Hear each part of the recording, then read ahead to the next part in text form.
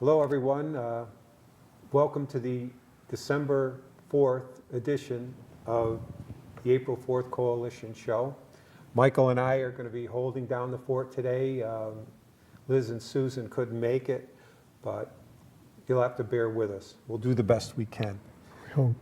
The April 4th Coalition's mission statement is, we are for workers' rights and collective bargaining rights and are against tax breaks for the rich and corporations who ship our jobs overseas. We also are in solidarity with the Universal Declaration of Human Rights, but we try to highlight Article 23 of the Universal Declaration of Human Rights, and so we'll be reading that again. Section 1, everyone has the right to work, to free choice of employment, to just and favorable conditions of work and protection against unemployment. Number 2, everyone, without any discrimination, has the right to equal pay for equal work. Number 3, everyone who works has the right to just and favorable remunerations, ensuring for himself and herself and his family and her family an existence worthy of human dignity and supplemented, if necessary, by other means of social protection. Number 4, everyone has the right to form and join trade unions for the protection of his or her interests. Thank you, Mike. Well, I want to take this time to thank Dave Fabiano and everyone else, Nicole and Joanne here at the television studio for helping us produce this show. We also want to thank the people at WNAW-FM that does the show. Today we're going to talk about AI, something that's been in the news a lot, artificial intelligence. Some people say it's not artificial, and some people say it's not intelligence either. So but it's in the news all the time, and I sort of just ignored it as something, because I'm not real high tech. I struggle working a computer or getting information, but I tried my best. But last night I was watching a football game and a commercial come on, and I always try to change the channel, and I went to C-SPAN, and I luckily happened to hear Maria Ressa, a Filipino-American journalist, speaking to the press club, and I was just amazed at her brilliance. And she was very much talking about things that we have talked about here, about democracy and the state of democracy in America and across the world, and talking about authoritative governments. And she was just so brilliant. I wanted to share a little bit of her with you, hoping that I and you will go out and listen to her some more, because I think she's worth listening to. But she was very, very excited and positive, but saying things that were pretty shocking that needed to be done. But she said, we will get together and inspire people to save democracy throughout the world. So there's a clip here that we have from a PBS report interviewing her, because she won the Nobel Prize. And so let's listen to her on the PBS NewsHour, and then we'll have some reports. Veteran journalist and past Nobel Peace Prize winner Maria Ressa has a dire warning about the defense of truth in the digital age. She says we risk losing the information war to adversarial artificial intelligence and to authoritarian governments who can weaponize that technology. And she's experienced it firsthand. In 2021, she won the Nobel Prize for fighting to protect freedom of expression in the Philippines under attack by the regime of then-President Rodrigo Duterte. Jeff Bennett spoke with Ressa this week at the inaugural summit of the newly launched Institute of Global Politics at Columbia University. Maria Ressa, thank you so much for speaking with us. I appreciate it. Thanks for having me. You have said the world faces a tech-enabled Armageddon, turbocharged by generative artificial intelligence.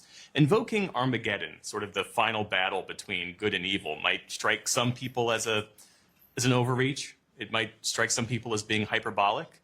But why, in your view, is that an accurate characterization? I've lived through this. You know, I never thought I would get 10 arrest warrants in a little over a year, right? I never thought I would have to go to jail. I never thought that we would tear apart our shared reality and doubt facts, and that lies could spread faster than facts. MIT's 2018 study shows lies spread 6 times faster, and that has turned everything upside down. Tech-enabled Armageddon and Rappler, the organization I lead in the Philippines, we've been fighting for our survival since 2016. The fact that we're still here kind of shows you that doing the right thing is the right thing, but it's going to get worse. So the first time that you had first contact with AI is really machine learning, when everything that you post on social media, so this is social media, right? Everything you post is pulled together by machine learning, and then that's used to build a model of you that knows you better than you know yourself. Replace the word model with clone. So we're cloned. Then AI comes in and takes all of our clones, puts it together in a motherlode database. That's what's used to micro-target. Micro-targeting is not the same as media advertising. Media advertising, you see the same things, right? But micro-targeting sells your weakest moment to a message to someone who will pay for it. And that could be a company or that could be a government, right? And that nudges you, and when it becomes relentless, it becomes information operations. Those vulnerabilities in the tech platforms have been exploited by geopolitical power. America in 2016, 126 million Americans were impacted, were touched by Russian information warfare. Right? So I lived through this in the Philippines in 2016. A meta-narrative of journalist equals criminal was seeded by forces that were supportive of my president then, Rodrigo Duterte. It came 1 million times, so for some people it became a fact that I was a criminal. A year later, President Duterte himself says it, not in a press conference, in his State of the Nation address. And here I am tweeting, "No, Mr. President, that's wrong." It's no contest. So there was an asymmetry between your tweets and just the torrent of disinformation about you and your work. I think you need to put that together with information warfare. I became a journalist because information is power. And now the very structure of our information ecosystem is corrupted from the top. When a lie spreads faster than a fact, when you say a lie 1 million times and it becomes a fact, people cannot tell fact from fiction. And that's what we've seen all around the world. It is what's weakened democracies in many countries around the world. And, you just look at the decline of democracy. VDEM in Sweden said that last year, 60% of the world was under authoritarian rule. This January, that number went up to 72%. And when we looked at the elections coming up, right, if you don't have integrity of facts, you cannot have integrity of elections. There are U.S. officials, there are tech leaders who have said that the future of this country looks fairly bleak if China finds a way to develop AI technology faster than we do. So how do we, on the one hand, continue to innovate, but on the other hand, implement solutions that don't strangle the innovation that we're trying to unleash? Ironically, China, which is far from democratic, has put guardrails in place around that. Yes. On their large language models, right? And while America says that, remember, these companies are driven by profit, right? Surveillance capitalism was the first contact with AI. Large language models will have the ability to mimic you. It mimics humanity. And when that happens, it also doesn't tell you it lies. It looks for patterns. It doesn't necessarily find meaning. That's what we've lost here. And if you look at the 2 ways AI have touched us, the first time, it exploited our fear, anger, and hate. This second time, with large language models, with ChatGPT, with Bard, with all the different ones that are rolling out, it looks set to weaponize our loneliness. More the question you should ask is, why did China put guardrails in place? Why didn't America? Why didn't we? Profit. Frankly, it isn't an argument about innovation. It's like saying, we should test the COVID vaccine in real time on real people. Before that was rolled out, it was tested. and we were assured of safety.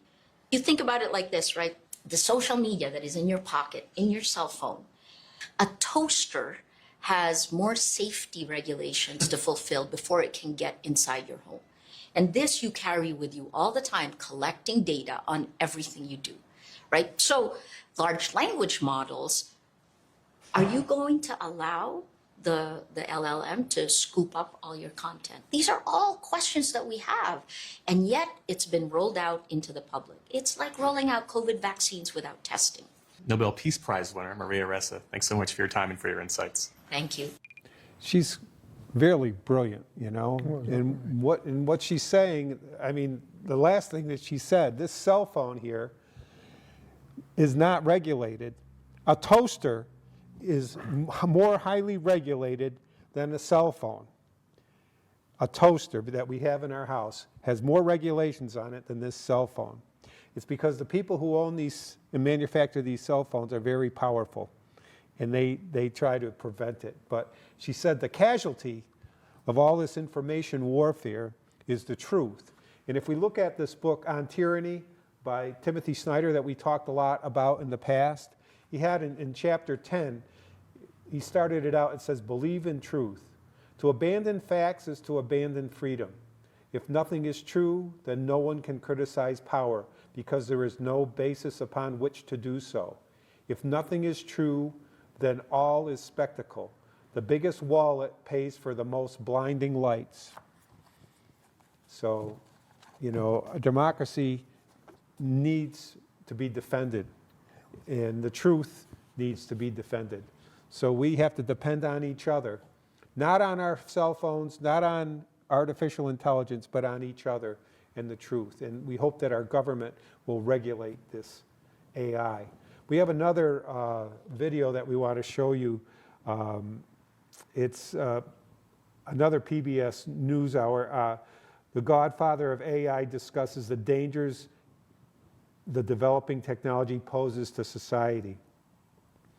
It says, this has been a week where concerns over the rapidly expanding use of artificial intelligence resonated loudly in Washington and around the world.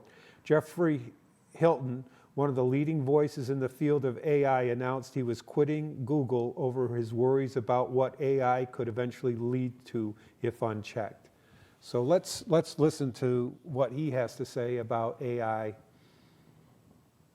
This has been a week where concerns over the rapidly expanding use of artificial intelligence resonated loudly in Washington and around the world. Vice President Kamala Harris met yesterday with top executives from companies leading in AI development: Microsoft, Google, OpenAI, and Anthropic.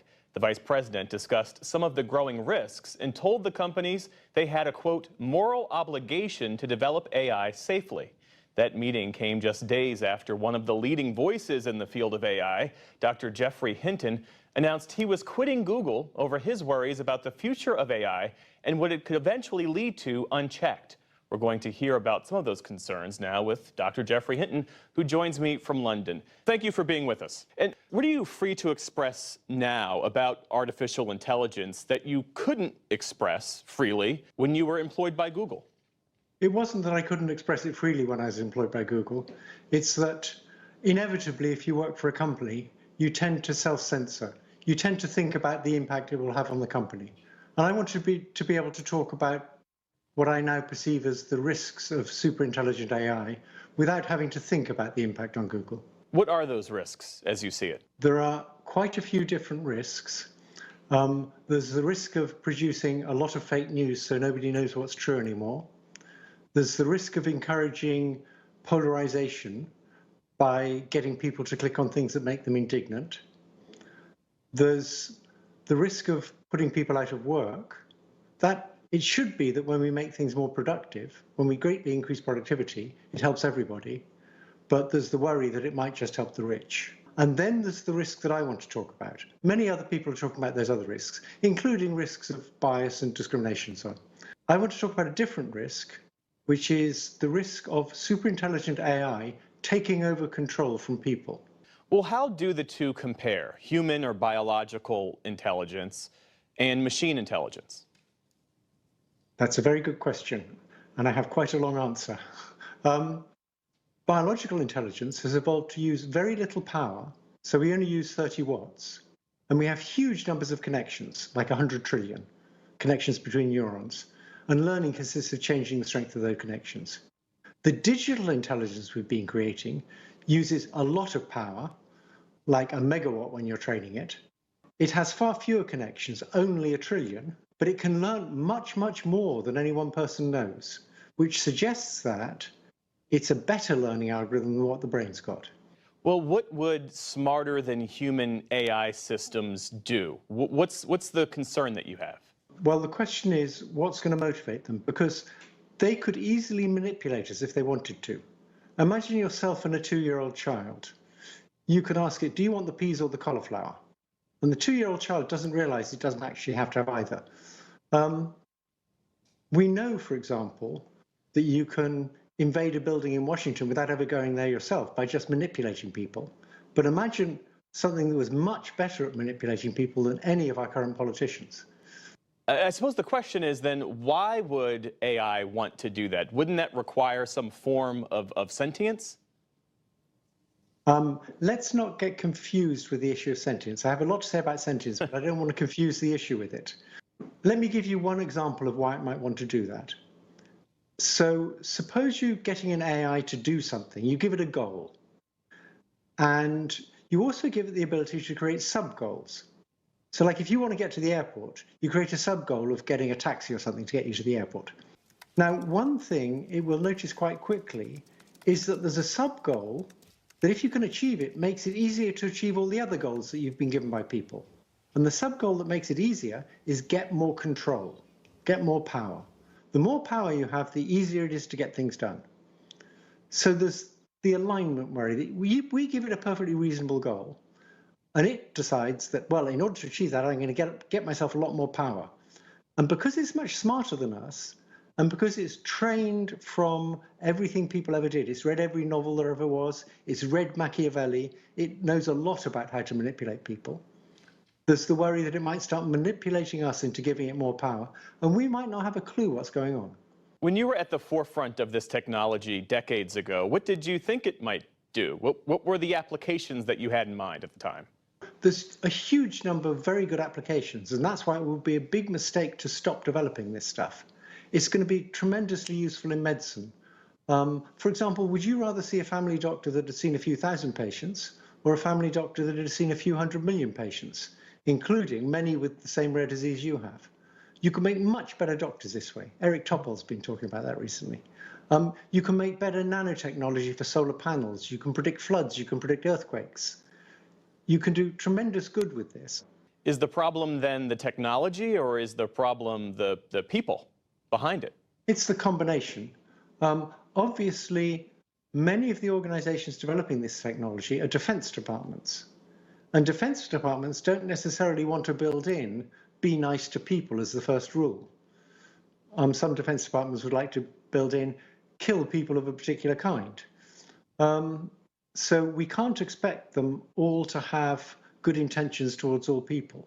There is the question of what to do about it. This technology is advancing far more quickly than governments and societies can keep pace with. The capabilities of this technology, I mean, they leap forward every few months. What is required to write legislation, pass legislation, come up with international treaties, that takes years. Yes, so that, I mean, I've gone public to try and encourage much more resources and many more creative scientists to get into this area. I think it's an area in which we can actually have international collaboration, because the machines taking over is a threat for everybody. It's a threat for the Chinese and for the Americans and for the Europeans, just like a global nuclear war was. And for a global nuclear war, people did actually collaborate to reduce the chances of it. There are other experts in the field of AI who say that the concerns that you're raising, this dystopian future, that it distracts from the very real and immediate risks posed by artificial intelligence, some of which you mentioned: misinformation, fraud, discrimination. How do you respond to that criticism? Yes, I don't want to distract from those. I think they're very important concerns, and we should be working on those too. I just want to add this other existential threat of it taking over. And one reason I want to do that is because that's an area in which I think we can get international collaboration. Is there any turning back when you say that there will come a time when AI is more intelligent than us? Is there any coming back from that? I don't know. We're entering a time of great uncertainty where we're dealing with kinds of things we've never dealt with before. It's as if aliens had landed, but we didn't really take it in because they speak good English. How should we think differently then about artificial intelligence? We should realize that we're probably going to get things more intelligent than us quite soon, and they will be wonderful. They'll be able to do all sorts of things very easily that we find very difficult. So there's huge positive potential in these things, but of course there's also huge negative possibilities. And I think we should put more or less equal resources into developing AI to make it much more powerful, and into figuring out how to keep it under control and how to minimize bad side effects of it. Dr. Geoffrey Hinton, thanks so much for your time and for sharing your insights with us. Thank you for inviting me. Two things I heard in there that sort of make me a little uneasy is that who is in control of AI right now is the Defense Department in corporations that are trying to make money. And we know how corporations treat workers, and if they have the power to eliminate them or bypass them, you know, that's going to have a negative effect. Like 7 years ago, Robert Reich talked about the universal basic income. And why don't we listen to that video, because it would talk about the effects of AI on workers.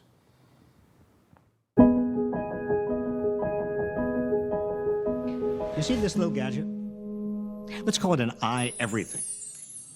You can't get it yet, but if technology keeps moving as fast as it is now, the i-everything will be with us before you know it. A combination of intelligent computing, 3D manufacturing, big data crunching, and advanced biotechnology. This little machine will be able to do everything you want and give you everything you need. There's only one hitch. As the economy is now organized, no one will be able to buy it because there won't be any paying jobs left. You see, the i-everything will do everything. I'm exaggerating a bit in order to make a point about the trend we're already seeing. Even now, we're producing more and more with fewer and fewer people. Internet sales are on the way to replacing millions of retail workers. Diagnostic apps will be replacing hundreds of thousands of healthcare workers. Self-driving cars and trucks will replace 5 million drivers. Where would you like to go? Researchers estimate that almost half of all U.S. jobs are at risk of being automated in the next 2 decades. Now, this isn't necessarily bad. The economy we're heading toward could offer millions of people more free time to do what they want instead of what they have to do to earn a living. But to make this work, we'll have to figure out some way to recirculate the money from the relatively few people who do very well in the economy of the i-everything to the rest of us who will want to buy the i-everythings. One possible answer, a universal basic income, possibly financed out of the profits going to labor replacing innovations. The idea of a universal basic income historically has had support from people on both the left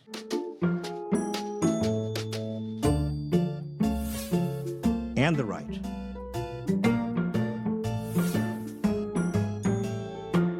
In the 1970s, President Nixon proposed a similar concept for the United States, and it even passed the House of Representatives. I therefore propose that we abolish the present welfare system, and a basic federal minimum would be provided. The idea is getting some traction again. Some think it could be superior to welfare or other kinds of public assistance because a universal basic income doesn't tell people what to spend the assistance on, and everyone qualifies. In recent years, evidence has shown that giving people cash as a way to address poverty actually works. In study after study, people don't stop working and they don't drink it away. They actually use it to increase their earnings. Interest in a basic income is surging, with governments debating it from Finland to Canada to Namibia. The charity Give Directly is about to launch a basic income pilot in Kenya, providing an income for more than 10 years to some of the poorest and most vulnerable families on the planet, and then rigorously evaluate the results.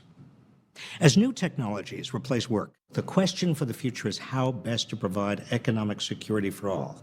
A universal basic income could be an answer.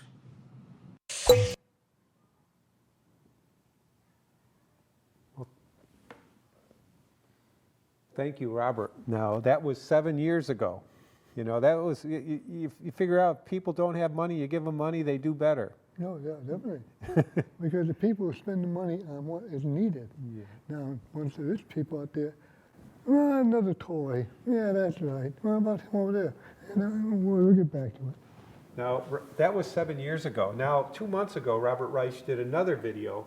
It was titled Former Labor Secretary Talks About the Inevitability of the Universal Basic Income. So let's watch that video.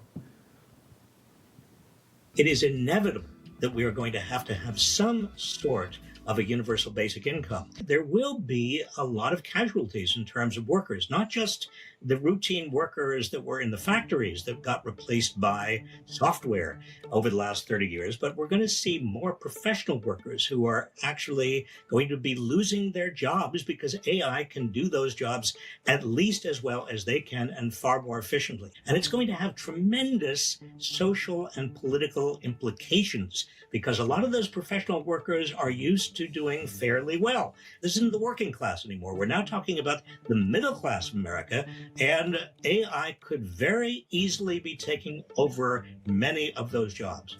People have got to have enough money in their pockets to buy all of the things that the new economy is capable of producing. If you've got AI and all of these platforms, and you've got people who are basically no longer needed, huge numbers of people, then how do you get money in their pockets to buy everything the economy is capable of producing? You simply can't have an economy under those circumstances. We need workers, we need consumers, we need investors. But the worker and consumer part of the economy is going to be under even more stress over the next 25 years. Things we take for granted, all of the labor protections of the last 120 years, everything. I mean, AI could eradicate all of them. And so you have basically the owners and investors over here and all the rest of us over here. It is inevitable that we are going to have some sort of a universal basic income. Makes sense, doesn't it? If it makes sense and if it's up to the politicians to vote on it, wait a while. No, well, we're going to have to push for it. We're going to have to push for it because we can already see it in our society. It's like a two-tier society already. You know, if you don't have a computer, you don't have a home, you don't have a place to live, you know, this AI is not going to help you unless we can funnel the profits from the AI to those people in need. And that's what we have to advocate for, is taking care of everybody, just like we have in Section 3. Everyone who works has the right to just and favorable remunerations, ensuring for him or herself and his or her family an existence worthy of human dignity and supplemented if necessary by other means of social protection. And the universal income is another means of social protection. And I guess we'll leave it at that. We'll say power to the people. Power to the people. Thanks for joining us. And we need the people to keep getting a little bit more powerful at times. Start taking a stand, form a group, know what's happening to your money. If it isn't going where you want it to go, well, you get the politicians say, well, you can either do this or you can be unemployed. We'll That's save it. money either way. Thank you very much.